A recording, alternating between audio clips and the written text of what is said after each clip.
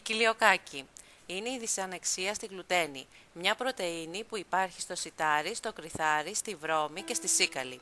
Στην κοιλιοκάκη, η κατανάλωση γλουτένης προκαλεί βλάβες στο τείχομα του λεπτού εντέρου και είναι πιθανό να επιδράσει αρνητικά και σε άλλα μέρη του σώματος.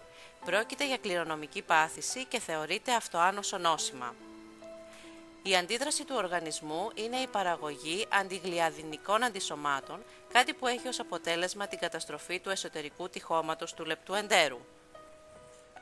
Περίπου 1 στους 300 Έλληνες πάσχει από κοιλιοκάκη και συνήθως το αγνοεί. Συμπτώματα: ανεμία, χρόνια κόπωση και εξάντληση, πριξίματα, διάρειες, δυσκυλιότητα, ανεξήγητο χάσιμο βάρους, χαμηλή ανάπτυξη στα παιδιά, έλκη άφθες στο στόμα, προβλήματα στα οστά και στις αρθρώσεις, προβλήματα στο σμάλτο των δοντιών και νευρολογικά προβλήματα.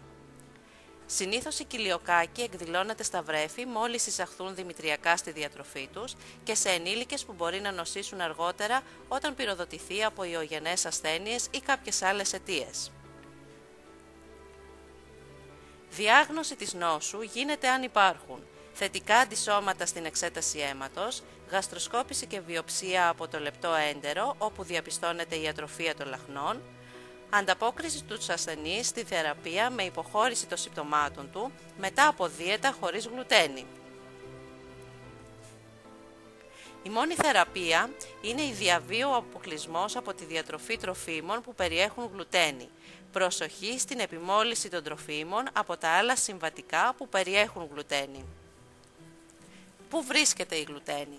Στο σιτάρι, στο κριθάρι, στη βρώμη και στη σίκαλη, στο σιτάρι ζέα και ντίκελ σε μικρότερη ποσότητα. Προσοχή σε σάλτσες, αλατικά, λουκάνικα, μπαχαρικά, γλυκά, καραμέλες, αλατισμένη ξηρή καρπή, τρόφιμα που παρασκευάζονται στην ίδια γραμμή παραγωγής, φαγητά που μαγειρεύονται στο ίδιο λάδι νερό ή σχάρα με τρόφιμα που περιέχουν γλουτένη. Τροφές χωρίς γλουτένη είναι τα γαλακτοκομικά, κρέας, ψάρια και πουλερικά, φρούτα, όσπρια, ρύζι, λαχανικά, ψωμί και ζυμαρικά χωρίς γλουτένη, πατάτες, βότανα, ελιές, ανάλατη ξηρή καρπή. Για πληροφορίες και απορίες μπορείτε να επικοινωνήσετε με τον Πανελλήνιο Σύλλογο Πασχόντων, την Ελληνική Εταιρεία για την Κοιλιοκάκη, στην ταχυδρομική θηρίδα 50923, ταχυδρομικός κώδικας 14203 Καλογρέζα ή στο email gr.kiliokaki@yahoo.com.